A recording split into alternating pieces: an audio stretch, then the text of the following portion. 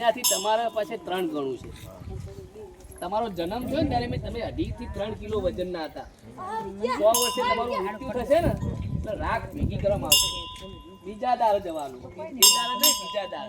પછી રાત્રે બધી રાખ ઉડી જાય તો તમારો જન્મના વજન તઈથી રાખ રહેશે, બાકી કોઈ રાખ રહેવાની નહીં. એટલે તમે ખાલી હાથે આવ્યા અને ખાલી હાથે જવાના. આપણે તમે કશું તમારો દોરો હોય ને બાંધેલો એ તમારે લઈ લેવાનો. એટલે તમે જો જેટલું જાણશો ને જોયા કરતા જાણ્યું પડ્યું. હવે તમે કાઠિયાવાડ જાવ, દ્વારકા, બેટ દ્વારકા, એ બધા મંદિર તમને દર્શન. શાંતિથી બેહો જરા. શાંતિથી જાઓ ને બેહો. આ મંદિર 1026 માં બનેલું. ક્યારે? ત્યારે ગુજરાતની રાજધાની હતી પાટણ. એને કહેવાતું અણહિલપુર પાટણ. સિદ્ધપુર છે ને એના માતૃગયા કહો છો ને તમે, એનું નામ હતું શ્રીસ્થળ. અમદાવાદનું નામ હતું આશાવલ. પછી રાજા આવ્યો કર્ણદેવ, જે આ ભીમદેવનો પુત્ર હતો, એને કર્ણાવતી બનાવી. અને જે વડનગર કહો છો ને એનું નામ હતું આનંદપુર. સાહેબ આ મંદિર બનાવ્યું ને ત્યારે આની અંદર સૂર્ય ભગવાનની મૂર્તિ હતી. 7 ઘોડા, બંને હાથમાં કમળના ફૂલ, મસ્તક ઉપર મુગટ અને હીરો. સૂર્યનું પહેલું કિરણ સીધું આ વચ્ચે થઈને અંદર આવે ને એટલે ડાયમંડ ને ટચ થાય ને એટલે આખું મંદિર લાઇટિંગ થઈ જાય. પહેલું કિરણ 21મી માર્ચે આવે સાહેબ, અને પછી 6 મહિને આવે 23મી સપ્ટેમ્બર. આ 2 દિવસો દિવસ ને રાત્રિ સરખા હોય. પણ 21મી જૂને અહીંયા લોકો આવશે ને સાહેબ, સૂર્ય સીધો તમારા માથા ઉપર હોય ને એટલે કોઈ દિવસ તમારો પડસાયો નથી પડતો, એકદમ સીધો આવે. બરાબર. હવે આ મંદિર જ્યારે બન્યું ને એટલે પહેલું તો સોમનાથ મંદિર બનેલું, તમે જોવા જજો. પણ અત્યારે તમે જોવા જાઓ છો ને પ્રભાસ પાટણ, એ તો નવું બનેલું છે, પણ તૂટેલું બાજુમાં આવું પડેલું છે, સમજ્યા? જોવા જજો. અને એ મંદિર તોડનાર કોણ હતો? અફઘાનિસ્તાનથી આવેલો મુસ્લિમ રાજા ગજની મહમદ. અને આ મંદિર ટર્કીથી આવેલો અલાઉદ્દીન ખિલજી.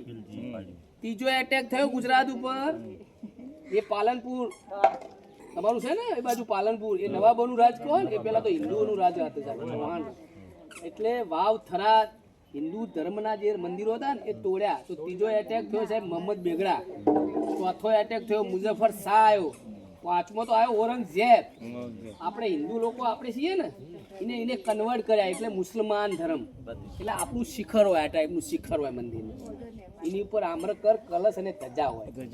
પેલા આપણું મંદિર હોય ને સાહેબ, હિન્દુ મંદિર, એને ધજા દેખાય ને એટલે કોઈને પૂછવાનું નહીં સાહેબ. ત્યાં મંદિરમાં જતા રહો એટલે તમને ખાવાની રહેવાની વ્યવસ્થા મફત થઈ જતી. દહીં દૂધ તો સાહેબ મફત હાલતા આપણે. ઓ વાલાજી, લા ખટે પરો હટે બેઓ ખટે. પાણીની પૈસા લોકો લે છે ને. અત્યારે તમે અંદર આવ્યા ને, આ રાજાએ નતું કીધું ટિકિટ લો, સરકારે ટિકિટ ગાળી દીધી યારી. હવે આ મંદિરમાં તમારે શું જોવાનું? પેલો આ કુંડ છે ને, એમાં 108 મંદિર છે. કેટલા મંદિર છે? 108. અને 108 નું શું મહત્વ? તમારા જો અવાજ ના કરશો દાદા, 108 બનકારા માળા. તમારા પરિવારમાં એક વ્યક્તિ એવો હોય ને સાહેબ, કોઈની વાત સમજે નહીં. મારા પરિવારમાં પણ એવો હોય. એટલે આપણે કેવું શું કહીએ ખબર? આ કયા નક્ષત્રમાં જન્મે કોઈ વાત જ સમજતો નહીં. એવા નક્ષત્ર હોય 27 અને દિશા હોય 4. એટલે 27 ગુણ્યા 4 કરો એટલે 108 થાય. તમને એક્સિડન્ટ થાય ને, તમે બચવાની શક્યતા ના, પણ તમને બચાવી દે ડૉક્ટર. એટલે એક્સિડન્ટમાં 108 નંબર ડૉક્ટરનો આવે. ખબર? એમ્બ્યુલન્સ વાળા રુદ્રાક્ષની માળા છે ને દાદા, 108. આપણે આ રુદ્રાક્ષની માળા આપીએ ને 108 મણકાની. અને 12 રાશિ છે, 9 ગ્રહ છે. 12 ગુણ્યા 9 ગ્રહ 108. તો 108 મંદિરમાં 51 શક્તિપીઠ, સૂર્યની 12 મૂર્તિઓ, વિષ્ણુ ભગવાનના 10 અવતાર, 9 ગ્રહ અને બ્રહ્મા, વિષ્ણુ અને મહેશ. આ એક જ કુંડના તમે દર્શન કરશો ને તો તમને 4 ધામ જેટલું ફળ મળે. કેટલું? 4 ધામ. પછી આ જો આની અંદર પિલ્લર તમારી પાસે જો ગણવાની ઈચ્છા હોય તો ગણજો. આમાં 52 પિલ્લર છે. કેટલા પિલ્લર છે? તમારા 1 વર્ષના અઠવાડિયા 52 હોય. આ હાથી છે ને એ 365 છે. કેટલા છે? 365 સાહેબ દિવસ હોય. પણ 365 રોજ દિવસ એક વર્ષના ના હોય. 4 વર્ષે સાહેબ એક લીપ યર આવે, 366 દિવસ થાય. પેલું બાદ જઈને જોજો, એક મોટો હાથી છે 366 નો. આની અંદર 8 પિલ્લર છે. કેટલા છે? 8 પ્રહર હોય. 8 પોર. આપણે લગ્ન પ્રસંગે જઈએ કે ભાઈ જાન ક્યારે આવશે, કે સવારે 8:30 લખવું પડે. 9 ના લખાય, 10 ના લખાય, 10:30 કરવું પડે. બપોરે ભોજન તો કે 12:30. સાંજે જાન ક્યારે જશે તો કે 7:50 કહો તો 7:40, પણ 1.5 કલાકનું સાહેબ એક પ્રહર ગણાય. અને ચારે બાજુ આમ પરિક્રમા કરો ને સૂર્યની 12 મૂર્તિઓ છે. કેટલી? 12 તમારા મહિના હોય. એના નીચે 7 ઘોડા છે ને ચાલતા બતાવેલા છે. જોજો આ બધા ઘોડા છે નીચે. 7 દિવસ હોય બેનો. 7 દિવસ તમારે તમારા માઇન્ડની ગતિ તેજ રાખવાની, એટલે નવું નવું જાણવાનું. આ તમે બધા નવું જાણવા નીકળ્યા. જ્યાં સુધી તમે નવું જાણશો ને ત્યાં સુધી તમે યંગ. નવું નહીં જાણો તો જ તમે ગરડા. એટલે આપણે કોઈ દિવસ ગરડા થતા નથી, પણ ખાટલામાં બેસી જઈએ ને તો જ ગરડા.